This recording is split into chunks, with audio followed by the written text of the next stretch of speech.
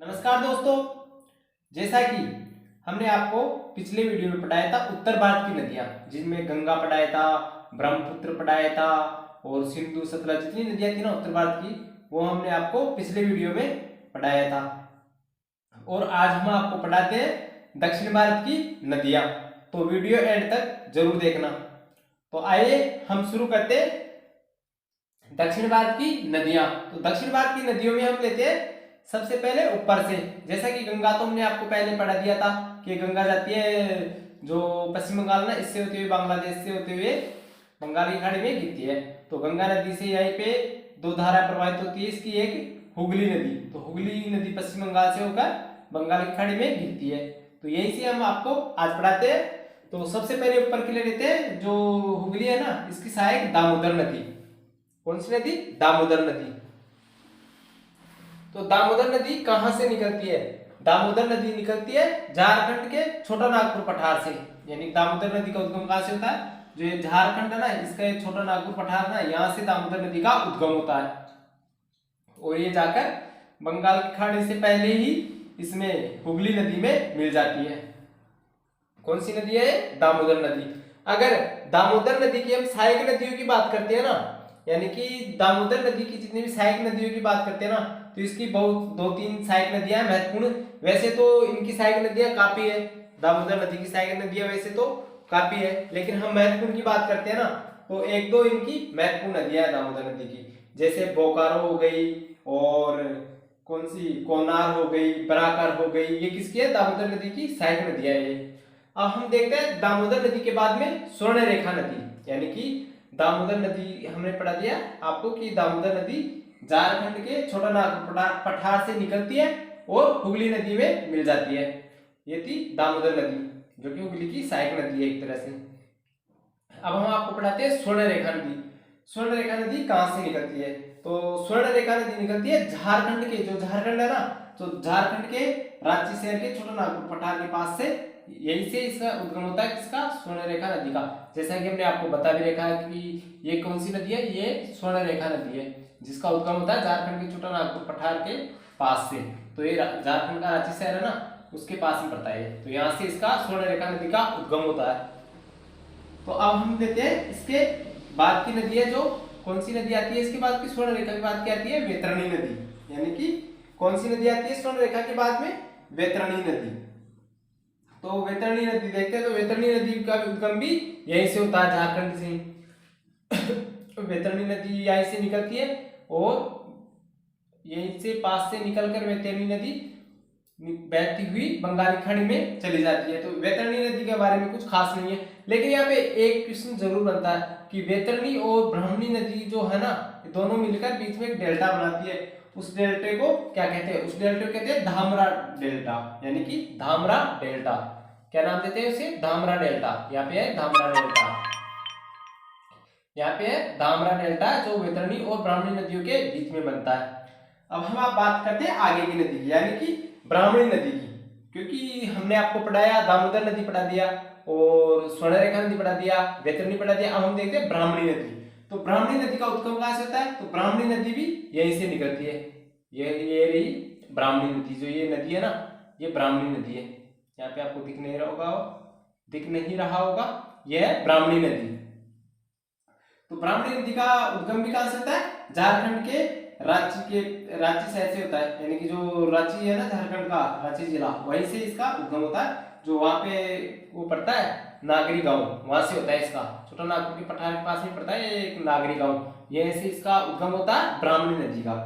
तो ब्राह्मणी नदी को हम इसे संक की नदी भी कहते हैं। किस नदी कहते हैं? संक नदी। यानी कि जो ब्राह्मणी नदी है ना, इसे हम कहते हैं, क्या कहते हैं? ब्राह्मणी नदी को हम कहते हैं संक नदी। ब्राह्मणी नदी को हम कहते हैं संक नदी। संक नदी, ब्राह्मणी नदी को हम क्या कहते हैं? संक नदी। संक नदी कहते हैं ब्राह्मणी नदी को। अब हम बात करते हैं ब्राह्मणी नदी के बाद में जो नेक्स्ट हमारी नदी है दामोदर नदी, यानी कि महानदी। ब्राह्मणी नदी हमने देख लिया। अब इसके बाद में आती है महानदी, कि महानदी का उद्गम कहां से होता है। यहां से देखा था स्वर्ण रेखा हो गई, वैतरणी हो गई, ब्राह्मणी हो गई। अब हम देखते हैं महानदी। महानदी कहां से निकलती है? तो महानदी निकलती है छत्तीसगढ़ से, यानी कि जो छत्तीसगढ़ का रायपुर जिला है ना, यहाँ से निकलती है ये महानदी। महानदी का उद्गम होता है छत्तीसगढ़ के रायपुर जिले से, और ये छत्तीसगढ़ के रायपुर जिले से निकलकर बंगाल की खाड़ी में विलीन हो जाती है महानदी। और महानदी के बाद की हम बात करते हैं, महानदी ये है, आपको इसमें मैप में दिख नहीं रहा होगा, तो ये है महानदी। तो ये जाकर यहाँ पे बंगाल की खाड़ी में गिर जाती है महानदी।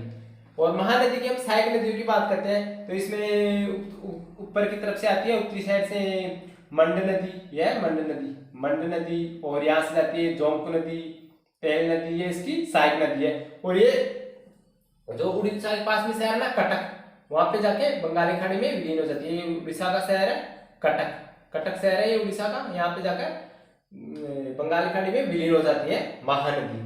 अब हम देखते हैं महानदी के बाद में गोदावरी नदी, यानी कि महानदी का जो उद्गम होता था ना, महानदी के बारे में हमने आपको पढ़ाया था कि ये महानदी जो छत्तीसगढ़ का रायपुर शहर है ना, वहां से एक पहाड़ी है रायपुर में, सिहवा पहाड़ी, वहां से इसका उद्गम होता है महानदी का। ये पढ़ाया था हमने महानदी के बारे में। और महानदी के बारे में ये पढ़ाया था हमने कि ये यहाँ से उद्गम होता है इसका। अब हम देखते हैं आगे, यानी कि महानदी हमने देख लिया, अब देखते हैं गोदावरी नदी, जो कि ये दक्षिण भारत की सबसे लंबी नदी है गोदावरी नदी। ये जो आपको दिख रही है गोदावरी नदी, ये दक्षिण भारत की सबसे लंबी नदी है गोदावरी नदी। और गोदावरी नदी की हम बात करते हैं ना, तो गोदावरी नदी का उद्गम कहाँ से होता है, तो गोदावरी नदी का उद्गम होता है यहाँ से, महाराष्ट्र का एक शहर पड़ता है नासिक जिला, जो महाराष्ट्र का है ना, नासिक जिले के त्र्यंबकम से, यानी कि महाराष्ट्र के, इसका होता है महाराष्ट्र के महाराष्ट्र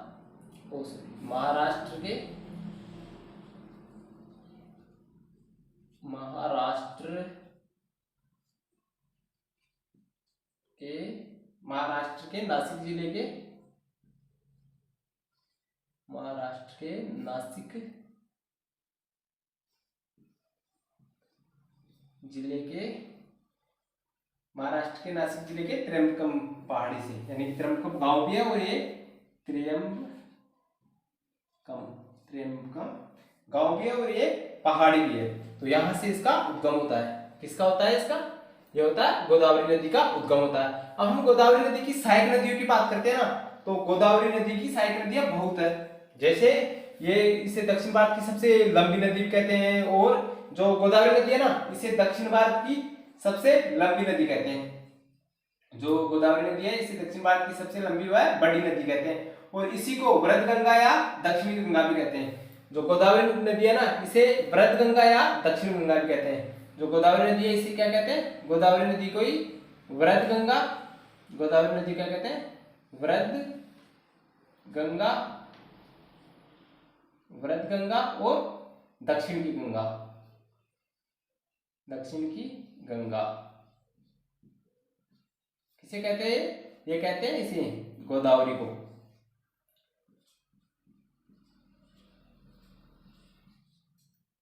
गोदावरी नदी को कहते हैं दक्षिण की गंगा और वृद्ध गंगा।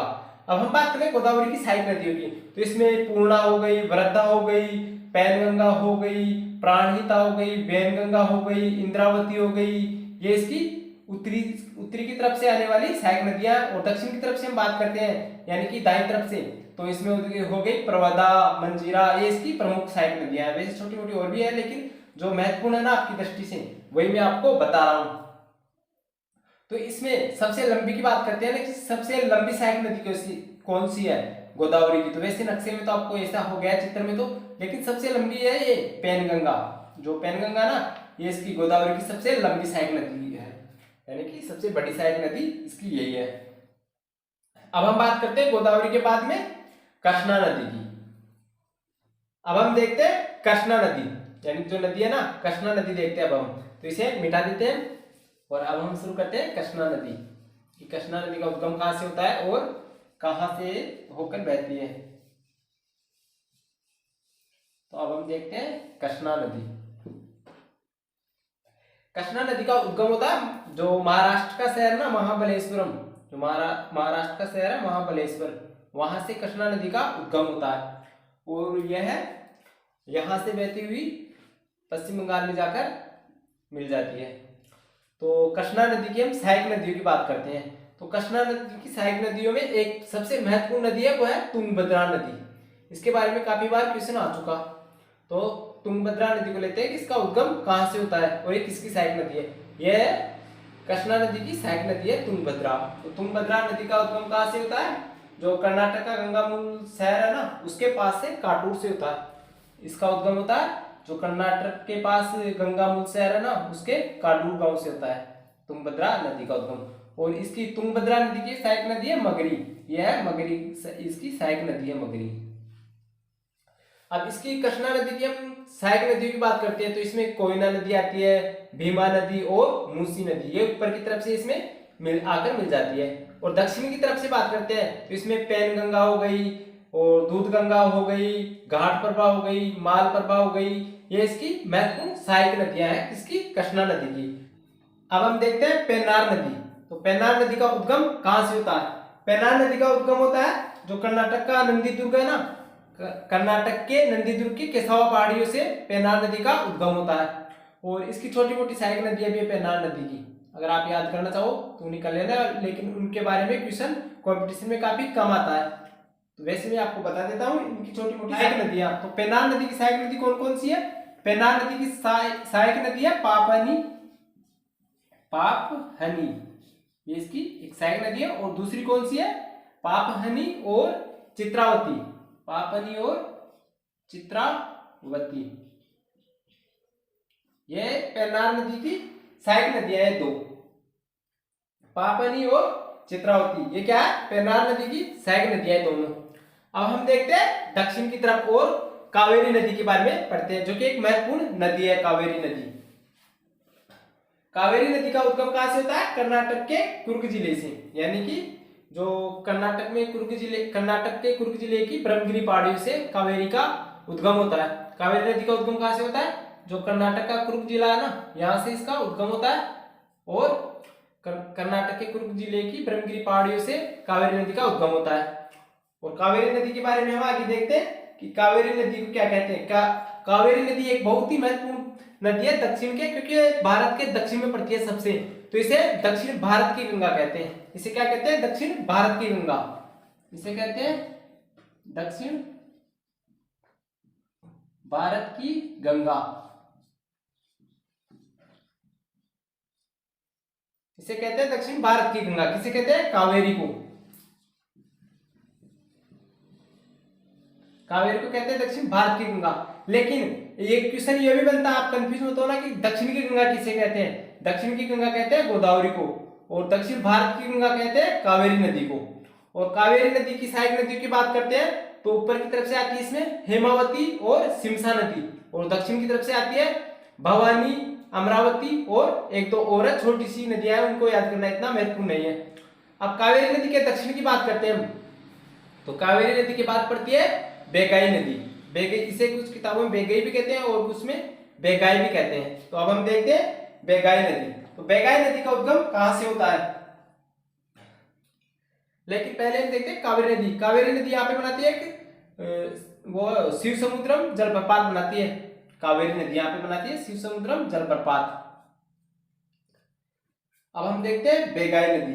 तो ये है बेगाई नदी का उद्गम कहां से होता है, तमिलनाडु के मदुरै के पास से होता है। जो तमिलनाडु का मदुरै शहर है ना, वहां से बेगाई नदी का उद्गम होता है। और इसकी सहायक नदियों की बात करते हैं। इसकी जो बेगई है ना, इसकी बहुत सी सहायक नदियां, वैसे याद करना ही इतना महत्वपूर्ण नहीं है, लेकिन अगर आप याद करना चाहो तो इसमें महत्वपूर्ण है सिरिलियार, तेवियार और बराह तथा मंगलार, ये इसकी सहायक नदियां हैं। और लास्ट में एक नदी पड़ती है छोटी सी, वह है ताम्रपाणी, ये नदी है ताम्रपाणी।